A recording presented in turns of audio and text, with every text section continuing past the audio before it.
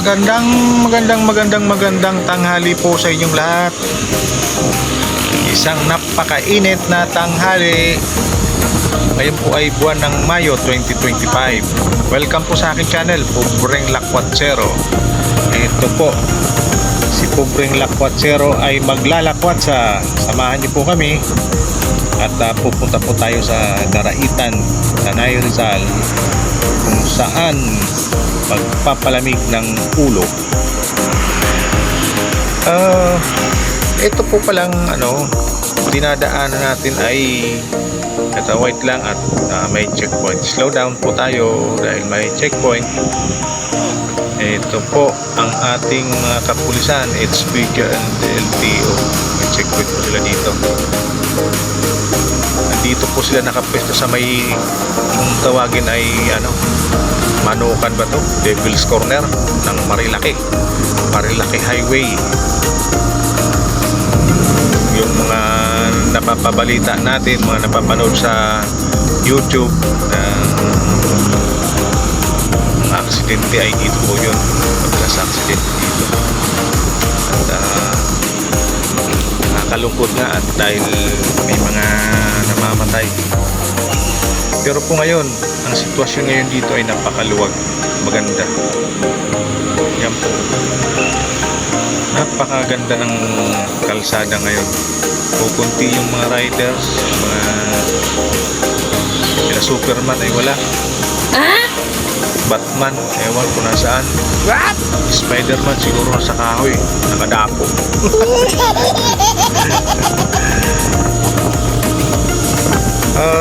Kumusta po kayo? Sana malamig dyan sa kinaroroonan nyo. Nako, ingat-ingat lang po tayo dahil sobrang init ng panahon ngayon. Mahirap na.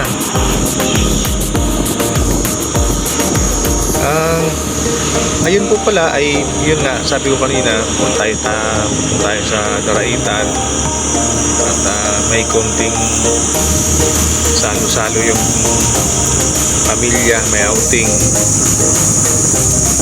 kaya pupunta tayo dahil sa totoo lang ang tagal ko na dito sa Antipolo, hindi pa ako nakakarating dyan sa lugar na yan, Daraitan. Maganda din daw dyan,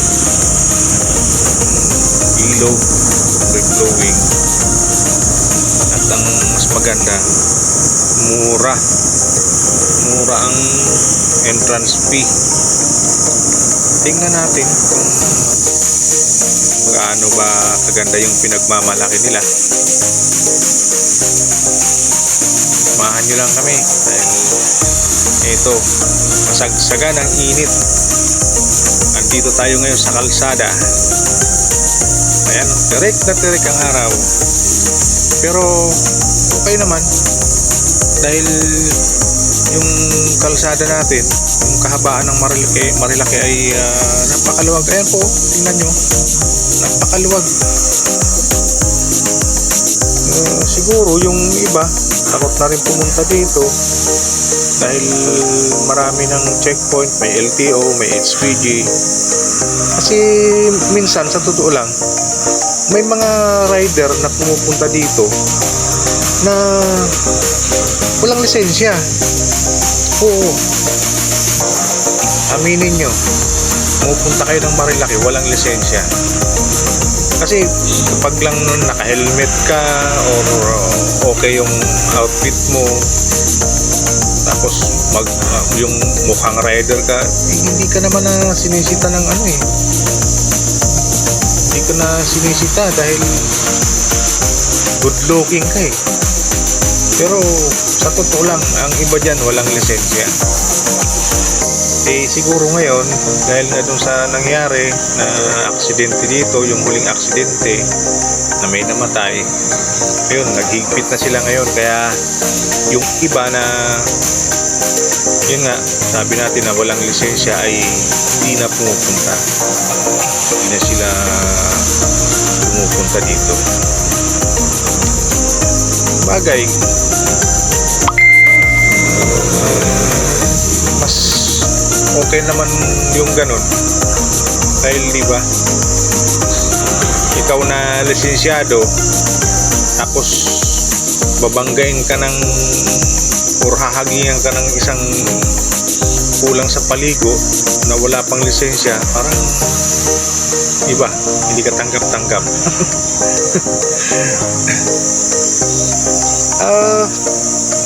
Maikwento ko nga pala sa inyo dahil may nagtatanong sa akin. Sabi, bakit naman po pobreng lakwatsero yung yung pangalan mo sa YouTube? Lakwatsero pero wala ka namang content na naglalakwatsa ka. Bakit ganon? Sabi ko naman sa kanila, sa ngayon wala pa kaya hindi makapaglakwatsa dahil walang pakpak. Pa yung pakpak natin. Siyempre kailangan kapag naglakwatsa ka may budget ka. Wala tayong budget kaya nga pobreng lakwatsero, walang budget. Tapos ito pa yung gamit natin na cellphone paggawa ng video lang, ordinaryong cellphone lang ito. Papansin nyo magalaw yung yung camera niya. Kahit nga ako minsan dun sa in-upload kong music video, ang sakit sa mata pasensya na po kayo. Ganon talaga, ganon ang buhay. Siyempre nag-uumpisa yun, may pangarap din tayo na sana makapag-ipon, makabili ng bagong gamit para naman makapaglakwat sa tayo maayos, makapag-video ng maganda. Kasi ang sa akin yun nga po na may mga upload din ako, yung mga content ko na mga music, yung yung mga 80s. Pakinggan nyo po, magandang magandang pakinggan habang bumibiyahe. Yung isa ko pong video ay umabot na rin ng 64,000 views. Kaya lang copyright tayo kikita doon. Sana sa ganitong content ko na paglalakwat sa suportahan nyo naman po para magkaroon tayo ng kasi ito ito pwedeng hindi siya makopyright kasi yung mga karamihan, yung halos lahat ng video ko ay copyright, yung mga music, dahil alam nyo na siyempre ginaya lang natin ito naka-copyright din. Yung una nga naka-copyright dahil yung galing mismo sa apps na yung background na ginamit ko sa apps hindi rin pala pwedeng yun, naka-copyright din pala yun. Kaya binura ko nga, ewan ko lang itong ginamit ko ngayon kung sana hindi copyright, para naman kahit paano meron tayong isang video na legit. Ito pala si ate, napapansin ko nakikipagbakbakan kung sa harap namin. Kanina ko pa nasusundan yan at hindi ko ma-overtakean. Kanina pa yan, ang layo ng inuuwian niya, mag-isa lang pati siya. Ayan ayan, maya niyan nasa harap ko na naman wala, hindi siya makita sa camera ngayon, pero maya niyan andyan na naman siya sa akin. Matindi si ate mag long drive matibay, buo ang loob, orak ang utot.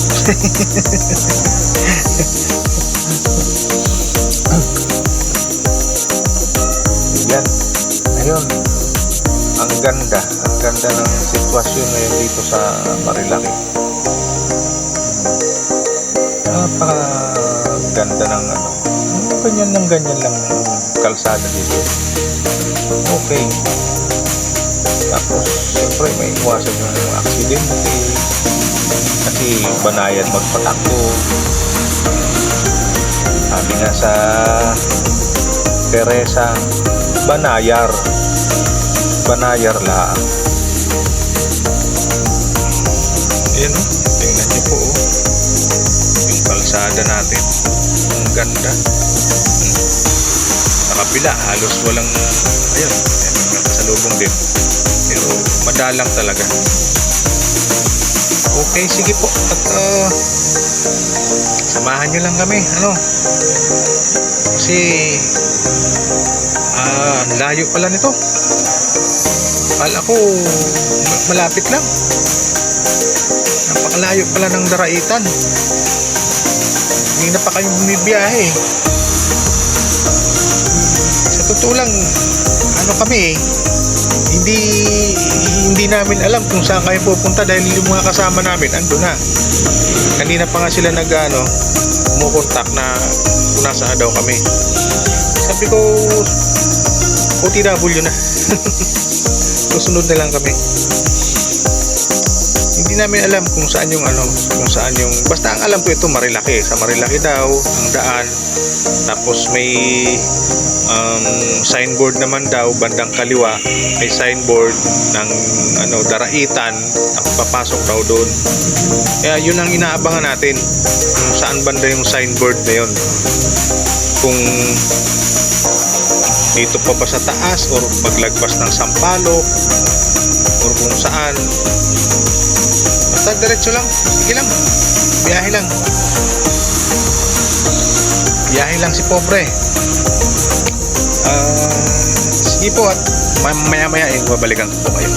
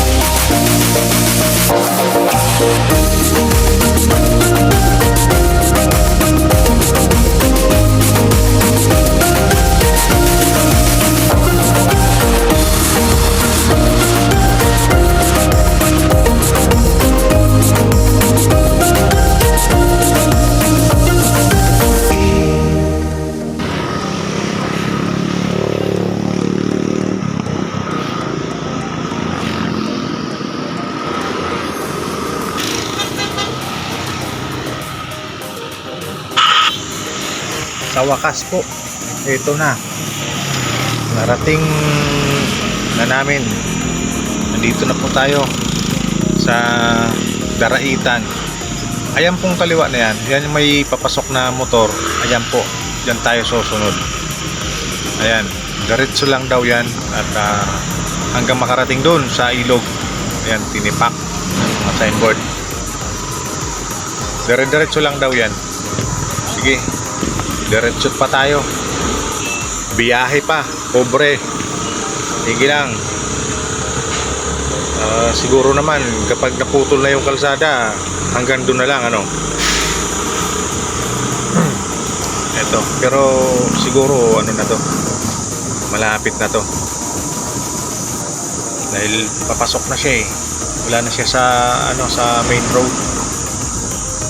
Ayun, yan, sigurado yung nasusunod natin na yan, doon din ang punta niyan, sa ilog din siguro yan, maliligo din sila. Okay, sige lang. Diretso lang po. Biyahe lang ng biyahe. Ayan. Ang ganda ng ano, ang ganda ng papasok nila. Parang highway din eh. Ayan o, sementado. Tapos malawak ang kalsada. Oh, may mga ano pa nga eh. May mga line pa eh. May mga dalawa pang ano, solid yellow lane. May mga road sign pa. Ang ganda. Pero ang layo pa pala nito. Kala ko malapit na. Ayan o, ang layo pa o.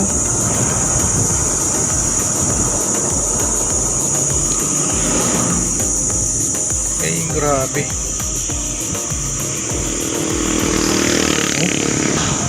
Parang ano lang eh. Parang nasa highway lang din eh. Kasi ayan nga oh. Makikita nyo po, mapapansin nyo sa video, parang nasa taas pa tayo. Nasa taas pa kami banda.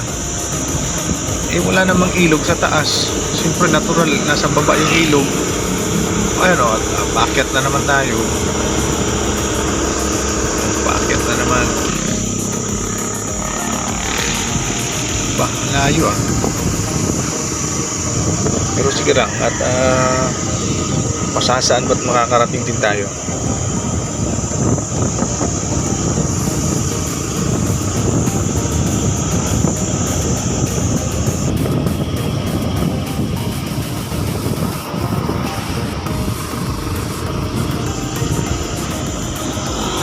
Layo. Layo. Oh, highway na highway oh. Parang South Luzon Expressway oh. Layo pa pala nito. Super. Akala ko dahil pumasok na malapit na. Grabe.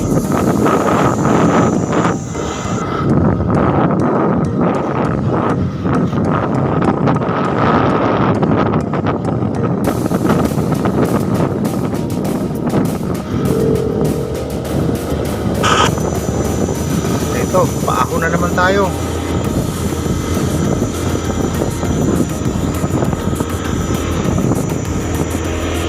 Paahon ko ang kalsada, ibig sabihin layo pa dahil malapit na yung ilog, palusong na. Ayan o, paahon tayo. Ay, grabe, matinding bakbakan mga pumpring lakmansero. Matinding bakbakan. Sulit na sulit yung rides.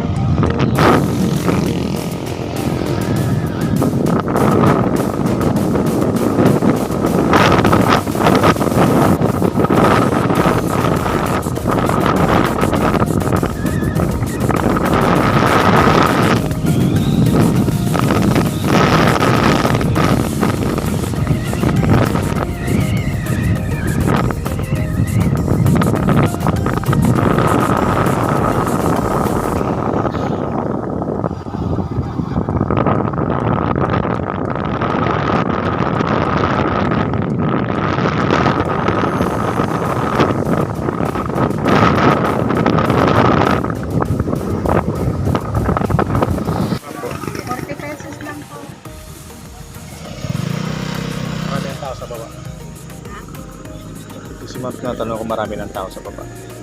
Opo, sir. Marami. Na po. Pangalan, ma'am? Jane. Pwede naman 60.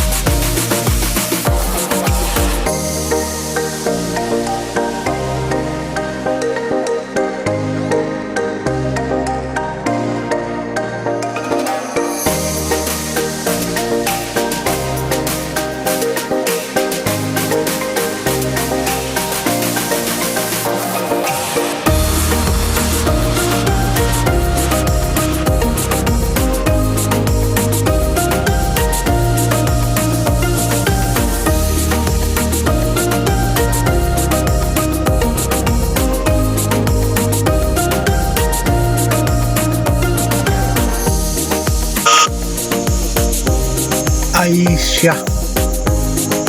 Biruin nyo, Chip. Biruin nyo.